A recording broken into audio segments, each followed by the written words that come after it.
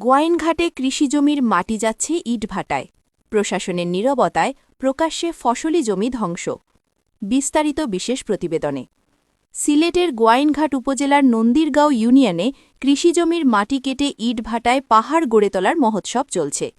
আইন অমান্য করে ভেকু দিয়ে ফসলি জমির বুক চিরে উপরিভাগের উর্বর মাটি টপ সয়েল দেদারসে পাচার করা হচ্ছে। অভিযোগ উঠেছে, স্থানীয় প্রশাসনের রহস্যজনক নীরবতার সুযোগে এই ধ্বংসযজ্ঞ এখন চরমে পৌঁছেছে। সরেজমিনে দেখা গেছে, নন্দীরগাঁও ইউনিয়নের বিভিন্ন এলাকায় দিন-রাত ভেকু দিয়ে কৃষিজমি খনন করা হচ্ছে।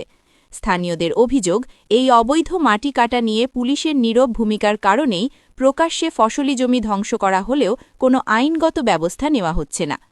ইউনিয়নটির প্রায় ১১টি ইটভাটায় কৃষিজমি থেকে লুটে নেওয়া মাটি দিয়ে কৃত্রিম পাহাড় তৈরি করা হয়েছে।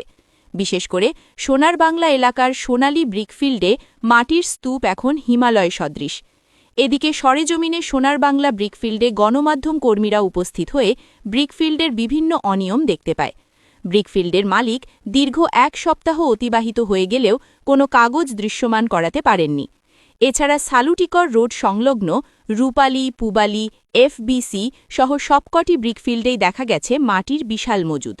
অনুসন্ধানে জানা গেছে, মিত্রিমহল এলাকায় অবস্থিত আদর্শ ব্রিকফিল্ড ও আশপাশের ভাটায় মাটি সরবরাহের নেপথ্যে রয়েছে একটি প্রভাবশালী চক্র।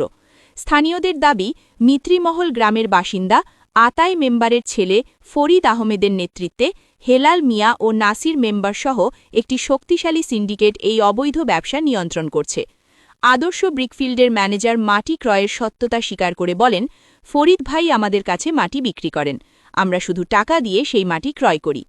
কৃষিজমি ধ্বংসের এই ভয়াবহ চিত্র নিয়ে গোয়াইনঘাট উপজেলার সহকারী কমিশনার ভূমি ও নির্বাহী ম্যাজিস্ট্রেট ওমর ফারুক জানান, কৃষি অফিসের লোকজন এলাকা পরিদর্শন করেছেন এবং দ্রুত অভিযান চালানো হবে।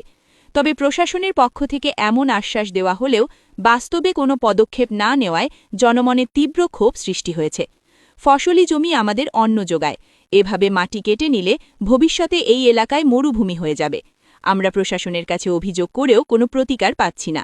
হতাশ একাধিক স্থানীয় কৃষক। অবস্থা বেগতিক দেখে স্থানীয় বাসিন্দারা এখন কৃষিজমি রক্ষায় প্রবাসী কল্যাণ ও বৈদেশিক কর্মসংস্থান মন্ত্রী আরিফুল হক চৌধুরীর হস্তক্ষেপ কামনা করছেন।